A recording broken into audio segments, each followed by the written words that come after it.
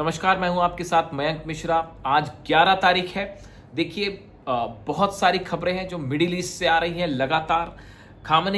Mustafa Khamenei साहब ने Iran की सेना में कई बड़े सारे परिवर्तन किए हैं और कई बड़े पदों पर नए अधिकारियों की नियुक्ति की गई है।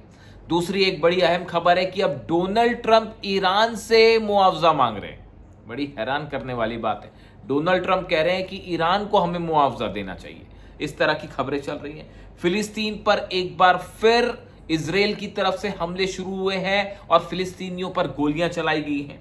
इसके अलावा देखिए, एक और अहम बड़ी खबर है। अब्बास अरागची साहब ने जर्मनी के विदेश मंत्री से बात की है। ऐसी तमाम खबरें। हॉर्मुज लगातार जल रहा है। हॉर्मुज पे ईरान की तरफ से हमले जारी हैं। कल भी एक भयंकर हमला हुआ था। लाल सागर में लगातार हमले जारी हैं और पूरे मिडिल ईस्ट में एक बड़ी वर्चस्व की लड़ाई चल रही है। देखिए, जंग तो अमेरिका हार चुका है। अब सवाल यह है कि यहां से अमेरिका की वापसी कैसे होगी और इस इलाके में क्या एक बड़ा क्लियर कट आप कह लीजिए कि विनर बन के ईरान उभरेगा। ये तमाम सवाल है और तमाम खबरें भी हैं। लेकिन आज मैं एक ऐसी खबर की चर्चा करना चाह रहा हूं जिसने अमेरिका, सीआईए, मोसाद, इजराइल सबके नींद उड़ा दी है और सबको एक 440 वोल्ट का करंट का झटका दे दिया है। और झटका किसने दिया है साहब? झटका दिया है रूस के राष्ट्रपति व्लादिमीर पुतिन ने। और पुतिन ने क्या किया, अब आप जाने, इस बात को ध्यान से समझें। देखिए, मैं आपको हमेशा कहता हूं, मैं आपको वैसी खबरें देना चाहूंगा जो आसानी से आपको नहीं मिलेगी। इंटरेस्टिंग खबर होगी, नया डायमेंशन होगा, एक नया एंगल होगा खबरों का। बहुत बड़ी और अहम खबर है। खबर साहब ये है कि रूस के राष्ट्रपति ने ये फैसला किया है, रूस की तरफ से ये फैसला किया गया है कि बुशहर में जो साइंटिस्ट पहले काम कर रहे थे रूस के, उन्हें वापस बुला लिया गया था जंग के दौरान। अब वो वापस ईरान पहुंच रहे हैं, यानी अपने न्यूक्लियर साइंटिस्ट की वर्कफोर्स वापस ईरान भेजी जा रही है, बुशहर भेजी जा रही है। ये बहुत बड़ी खबर है। इस बात को जरा गौर से समझिए कि इसके पीछे का, पर्दे के पीछे बहुत सारे खेल चल रहे हैं। खेल करना सिर्फ डोनाल्ड ट्रंप को नहीं आता और नेतन्याहू को नहीं आता, वो बाकी लोगों को भी आता है। Russia is sending its nuclear specialist back to Iran's Bushehr nuclear power plant after evacuating personnel during the US-Iran conflict. US-Iran conflict के दौरान बुशहर से जो साइंटिस्ट वापस बुला लिए गए थे, उनको अब रूस वापस बुशहर न्यूक्लियर पावर प्लांट पर भेज रहा है। बात number 1, Rosatom CEO Alexey Likhachev confirmed that the first five engineers specialists have already returned, taking the total number of Russian personnel at the site to 25. 5 scientist और पहुंच गए हैं और अब वहां पर कुल संख्या 25 हो गई है। यानी 25 न्यूक्लियर साइंटिस्ट रूस के ईरान के बुशहर पहुंच चुके हैं। बड़ी खबर है ये। दूसरी चीज, Rosatom plans to send several dozens more employees to Bushehr within the next 2 weeks and could increase the workforce to around 100 by autumn. देखिए, 100 और न्यूक्लियर साइंटिस्ट, जो न्यूक्लियर एक्सपर्ट है रूस के, 100 वो अगले 2 हफ्ते के अंदर बुशहर पहुंच जाएंगे। ईरान का वो न्यूक्लियर पावर प्लांट, इकलौता पावर प्लांट जो एक्टिव है और रूस की मदद से चलता है। जो साइंटिस्ट वहां से हटाए थे रशिया ने, अब वापस वो पहुंच रहे हैं और 100 साइंटिस्ट वहां पहुंच जाएंगे 2 हफ्ते के अंदर। देखिए, ये जो न्यूक्लियर फैसिलिटी है बुशहर में, ये ईरान और रूस के कोलैबोरेशन से चलती है। यहां पर जो रिएक्टर्स लगे हुए हैं, यूनिट 2 और 3 न्यूक्लियर फैसिलिटी जो है, ये एक्टिव मोड में है। इसके ऊपर ही हमले किए गए थे। इसके एक मिसाइल्स तो इतनी करीब गिरी थी, आप समझ लीजिए कि बस चंद मीटर का फासला था, वरना यहां का कोर्स सेंट्रीफ्यूज जो है वो हिट हो जाता और भयंकर रेडिएशन हो सकता था यहां से। सिर्फ चंद मीटर की दूरी थी, यानी एक बड़ा हादसा, चेरनोबिल जैसा हादसा बुशहर में हो सकता था। लेकिन अच्छी बात यह रही कि उसका डिस्टेंस थोड़ा सा बच गया वो, वरना बुशहर फट जाता और उसके बाद जो तबाही मस्ती कोई सोच भी नहीं सकता था। खैर, जो साइंटिस्ट वापस बुलाए गए वो अब फिर से भेज दिए गए। और ये खबर अहम क्यों है? इस खबर के अहम होने की बड़ी वजह है, देखिए लगातार ये खबरें आ रही हैं, यहाँ तक कि अभी जब नेतन्याहू की मुलाकात हुई थी डोनाल्ड ट्रंप से व्हाइट हाउस में, उस समय भी बताया जाता है कि नेतन्याहू ने एक बड़ा सबूतों के साथ एक बड़ी फाइल सौंपी डोनाल्ड ट्रंप को और ये दावे किए कि पिकेक्स माउंटेन के नीचे, ईरान का जो पिकेक्स माउंटेन है उसके नीचे, उसके सैकड़ों फीट नीचे जो टनल्स बनी है उसमें ईरान का न्यूक्लियर प्रोग्राम चल रहा है। इस तरह की बातें, इस तरह के दावे जो है कई सबूत भी पेश किए। ऐसा बताया जाता है कि नेतन्याहू ने ये डोनाल्ड ट्रंप को दिया, तो डोनाल्ड ट्रंप ने कहा कि आपने इसकी जानकारी मुझे पहले क्यों नहीं दी। तब ठीक है, खैर जो भी है, तो वो कहा जाता है कि इस तरह की जानकारी नेतन्याहू ने दी। अब इन हालात के बीच में जब अमेरिका को लगातार ये लग रहा है कि पिकेक्स माउंटेन के नीचे कुछ हो रहा है, प्रोग्राम चल रहा है ईरान का, तमाम प्लानिंग्स की गई पिकेक्स माउंटेन को हिट करने की। डोनाल्ड ट्रंप ने खुद ये कहा अपने मुंह से कि पिकेक्स माउंटेन पर हम हमला करेंगे, पिकेक्स माउंटेन को निशाना बनाएंगे। खुद डोनाल्ड ट्रंप ने ये कहा, लेकिन हमला करने की हिम्मत नहीं जुटा पाए। आखिर ऐसा क्या चल रहा है पिकेक्स माउंटेन के नीचे जो नतांज, फोर्दो और इस्फहान में नहीं था और वो पिकेक्स के नीचे चल रहा है? आखिर क्या चीज है उसके नीचे? आप सब जानते हैं कि वहां क्या होने के दावे हैं। कहा तो ये भी जाता है कि ईरान ने अपना यूरेनियम पिकेक्स माउंटेन के नीचे शिफ्ट कर दिया है। इन हालात में ईरान का न्यूक्लियर प्रोग्राम अब आगे बढ़ने की तरफ है और ऐसा कहा जाता है कि अली खामनेई साहब ने हमेशा ये कहा कि हम न्यूक्लियर वेपन नहीं बनाएंगे, लेकिन जिस तरह से अली खामनेई साहब को शहीद किया गया, जो हमले हुए ईरान पर, ईरान में छोटे छोटे बच्चों को मारा गया, उसके बाद बताया जाता है कि मुस्तबा खामनेई साहब और ईरान की जो नई लीडरशिप है, आईआरजीसी चीफ है अहमद वाहिदी साहब, अब ये चाहते हैं कि ईरान का न्यूक्लियर प्रोग्राम तेजी से आगे बढ़े। और ऐसे में ईरान के इस न्यूक्लियर प्रोग्राम के लिए किसी की सबसे ज्यादा जरूरत पड़ सकती है तो वो है व्लादिमीर पुतिन, रूस के न्यूक्लियर साइंटिस्ट। देखिए अभी ये वॉर खत्म नहीं हुआ, वॉर के हालात ऐसे हैं कि चंद दिनों पहले तक अमेरिका जो है वो 3 दिन पहले तक लगातार हमले हो रहे थे। बीती रात भी जो है चंद घंटे पहले आप देखें तो सिरिक में जो है ड्रोन स्ट्राइक्स हुई है। लगातार ईरान की तरफ से हॉर्मुज में हमले हो रहे हैं, जहाजों को निशाना बनाया जा रहा है। इजराइल जो है वो लगातार धमकी दे रहा है। इजराइल की तरफ से ये प्लान है, देखिए आप ये जान ही रहे हैं कि इजराइल की तरफ से एक बड़ा प्लान तैयार है ईरान पर हमला करने का। और 24 घंटे पहले तो अचानक ये पैनिक हो गया था कि क्या ईरान इस स्ट्राइक, प्रीएम्प्टिव स्ट्राइक कर देगा इजराइल के ऊपर, और इजराइल में जो है वो पैनिक हो गया और तमाम डिफेंस सिस्टम एक्टिव कर दिए गए, तमाम इस तरह की खबरें थी। तो जब इतने जंग के हालात बने हुए हैं, ऐसे में व्लादिमीर पुतिन ने अचानक से यह फैसला क्यों किया कि अपने 100 साइंटिस्ट अगले 2 हफ्ते के अंदर न्यूक्लियर साइंटिस्ट ईरान वापस पहुंच जाएंगे, बुशर में काम शुरू कर देंगे। कई बातें ऐसी होती हैं जो हर बात बोली नहीं जाती, कई बातें ऐसी होती हैं जो समझ जानी चाहिए। ईरान में अगर इन जंग के हालात के बीच में व्लादिमीर पुतिन अपने न्यूक्लियर साइंटिस्ट भेज रहे हैं तो कुछ ना कुछ तो मकसद होगा। देखिए बुशर में जो यूनिट 2 और 3 है, इलेक्ट्रिसिटी बन रही है यहाँ पे, ईरान ने कभी यहाँ पे ऐसा बात नहीं कही कि यहाँ न्यूक्लियर प्रोग्राम आगे बढ़ रहा है। लेकिन देखिए हमले नतांज पे होते हैं, फोर्दो पे होते हैं, इस्फहान पर हुए, लेकिन बुशर के ऊपर हमले नहीं हुए। चाहता तो अमेरिका और इजराइल कर देते बुशर के ऊपर हमला। उसका नतीजा क्या होता? उसके 2 नतीजे होते। जो यूक्रेन पर मिसाइल बरस रही हैं वो फिर इजराइल पे भी बरसती, वो फिर तेल अवीव पर भी गिरती, वो फिर अशदोद और हाइफा पर भी गिरती रूस की मिसाइलें, अगर बुशर फट गया तो। और उसके बाद जो रेडिएशन होगा वो अलग। इसलिए हमले की हिम्मत इजराइल और अमेरिका ने नहीं की उस पावर प्लांट के ऊपर, लेकिन उसके करीब हमला करके वार्निंग्स दी गई थी।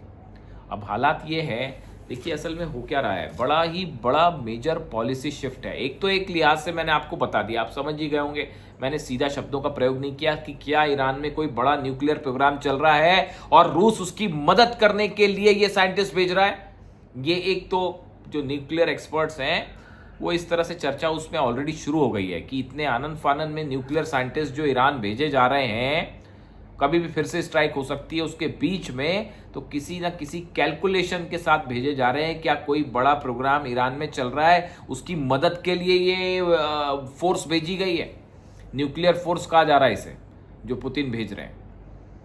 और दूसरी अहम बात है, आप देखिए जो पोस्चर है, ईरान ने जो स्टैंड ले रखा है खासकर हॉर्मुज पर। आप देखिए ईरान मुआवजा मांग रहा है, ईरान कह रहा है कि अपनी फोर्सेस लेके बाहर निकलो हॉर्मुज से, ईरान कह रहा है जितने बेसेस हैं वो खाली करो। यानी ईरान ने अपना एक एग्रेसिव स्टैंड सामने रख दिया है।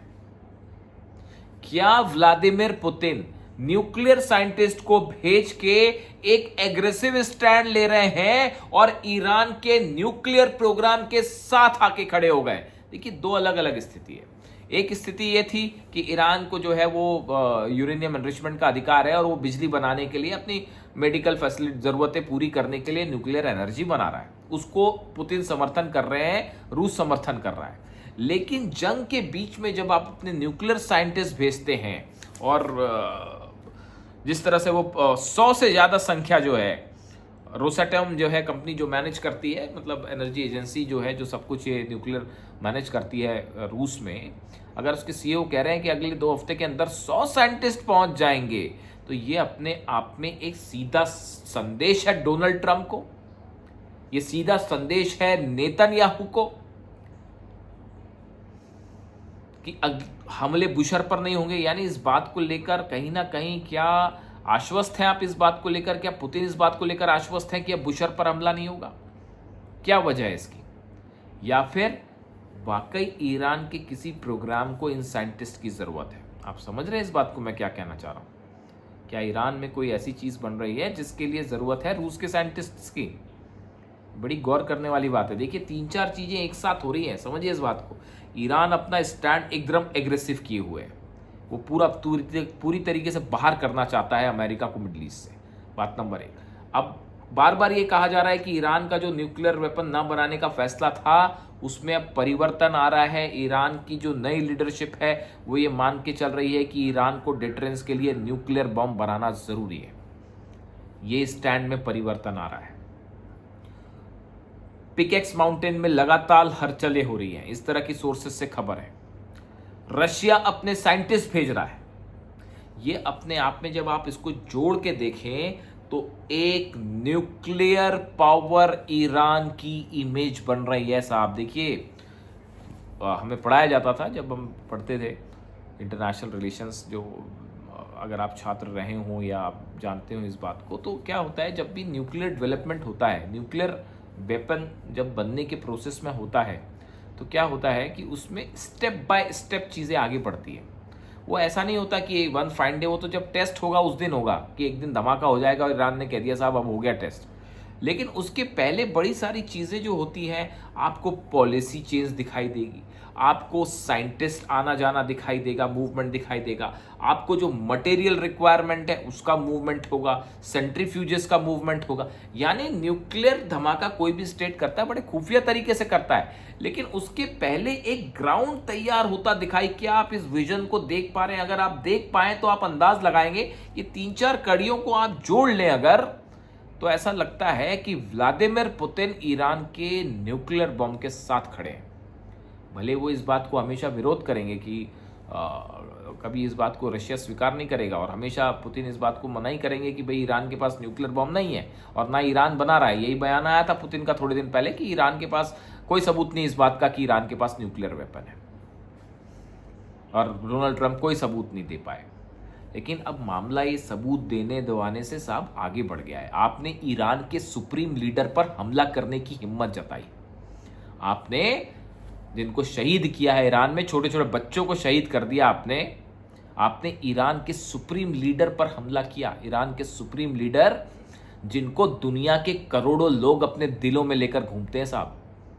इसीलिए मैं कहता हूं कई बार कि डोनाल्ड ट्रंप और इजराइल ने मिलकर अली खामनी साहब को शहीद कर दिया। फिजिकली आज वो हमारे बीच में नहीं है, लेकिन दुनिया के करोड़ों लोग, करोड़ों, उसमें ईरान के 9 करोड़ लोग भी शामिल हैं और पूरी दुनिया के न जाने कितने करोड़ लोग शामिल हों, अरब तक आंकड़ा पहुंच जाएगा जो अली खामनेई साहब को अपने दिल में लिए घूमते हैं। उनके दिल में से अली खामनेई साहब को कैसे निकालोगे डोनाल्ड ट्रंप? कैसे निकालोगे? नेतन्याहू क्या कर लेंगे? ज्यादा से ज्यादा आपने हमला किया, उनको शहीद किया, लेकिन जिनके दिलों और दिमाग में अली खामनेई साहब बसते हैं, वो दिलों से अली खामनेई साहब को कैसे निकालोगे? कोई डोनाल्ड ट्रंप उनको नहीं निकाल सकता, कोई नेतन्याहू नहीं निकाल सकता। खैर, तो अब देखिए ये बड़े इंटरेस्टिंग डेवलपमेंट हैं। क्या ईरान ने, एक तरफ ईरान का ये कहना कि अमेरिका को यहां से बाहर करो, अचानक डोनाल्ड ट्रंप का ये बयान आना कि इस तरह के संकेत आने लगे कि हम न्यूक्लियर मुद्दे पर फिलहाल बात ना करने, आप हॉर्मूज खोल दीजिए, हम न्यूक्लियर पर बात नहीं करेंगे। इस तरह के बयान 24 घंटे पहले देखिए, इस तरह की भूमिका बनाने की कोशिश हुई व्हाइट हाउस की तरफ से। ये असल में ईरान को बहलाने फुसलाने की कोशिश थी कि जो है हम जो है आपके न्यूक्लियर प्रोग्राम पर अभी कोई बात नहीं करेंगे, ठीक है बस आप हॉर्मूज खोल दो, हम चले वापस। ईरान ने गर्दन पकड़ ली, उन्होंने कहा ऐसा है वापस नहीं चलो, ये बेसेस खाली करो, ये बार बार जो हमला करने का तमाशा है इसको परमानेंटली खत्म करेगा ईरान, फुल स्टॉप लगाएगा उसमें। और इसी बीच रूस के साइंटिस्ट का पहुंचना, क्या ईरान के न्यूक्लियर ईरान के साथ खड़े हो गए हैं व्लादिमीर पुतिन? ये बड़ा सवाल यहां खड़ा है। देखिए एक और छोटी सी जिक्र करना जरूरी है।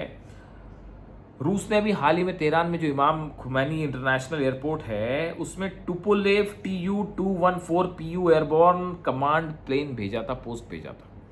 ये जो जहाज रूस का भेजा था, जिसको डूम्सडे प्लेन भी कहते हैं, जिसको टुपोलेव Tu-214 PU कहलाता है, ये एक ऐसा जहाज है साहब जो न्यूक्लियर हमला हो जाए तो भी उड़ता रहेगा और इसके अंदर से बैठ के जो लीडरशिप है वो अपनी तमाम सेनाओं को कमांड दे सकती है। इसे ही डूम्सडे प्लेन कहते हैं, सबसे खतरनाक जहाज, सबसे सेफ जहाज। आखिर ये न्यूक्लियर कमांड पोस्ट जिसमें चलता है, कयामत का विमान भी कहते हैं जिसे, ये रूस को अभी जो कुछ समय पहले आपने खबर पढ़ी होगी कि 13 जुलाई को ये लैंड हुआ था पिछले महीने। पुतिन को अपना डूम्सडे प्लेन तेहरान भेजने की क्या जरूरत पड़ी? देखिए ये बड़ी एक ऐसी चीज है, देखिए मैं जब वीडियो बनाता हूं तो बड़ी कोशिश रहती है कि हर घटना पर नजर रहे, उस पर आपको नजर रखनी जरूरी है। तो अभी तक ये बात पूरी तरह से साफ नहीं कि डूम्सडे प्लेन क्यों भेजा। बड़ी सारी थ्योरीज है साहब, उसको लेकर मिस्ट्री है वो अभी भी। क्या यूरेनियम का ही मूवमेंट हुआ? क्या कोई बड़ा घातक हथियार पहुंचा? क्या मुस्तफा खामनेई साहब से संबंध था इसका प्लेन का? उसके बाद वो वहां से उड़ के चाइना भी गया। बड़ी गौर करने वाली बातें हैं ये कि वो प्लेन रूस से आया ईरान, फिर ईरान से चाइना भी गया। क्या ईरान से कोई चीज लेकर चाइना गया था? समझ रहे हैं आप? तो खैर बहुत सारी चीजें हैं, लेकिन फिलहाल बड़ी खबर यही है साहब कि रूस की तरफ से 100 न्यूक्लियर साइंटिस्ट भेजे जा रहे हैं ईरान, जो ईरान के न्यूक्लियर प्रोग्राम को खासकर बुशर में है उसको फिर से आगे बढ़ाएंगे। और ये डोनाल्ड ट्रंप और नेतन्याहू को सीधा चैलेंज है पुतिन की तरफ से। वीडियो कैसा लगा कमेंट करके जरूर बताएं, वीडियो को सब्सक्राइब जरूर करें, जो लोग आपके आसपास हैं उनके साथ शेयर करें, अपने साथियों के साथ शेयर करें। पूरी कोशिश है साहब की आपका ये वीडियो है, आपके लिए चैनल है और आप जान ही रहे हैं हमेशा से, तो कोशिश यही है ज़्यादा से ज़्यादा इसका प्रचार प्रसार करिए चैनल का। समझिए कि आपकी ही बात मैं रिफ्लेक्ट कर रहा हूँ। Thank you so much.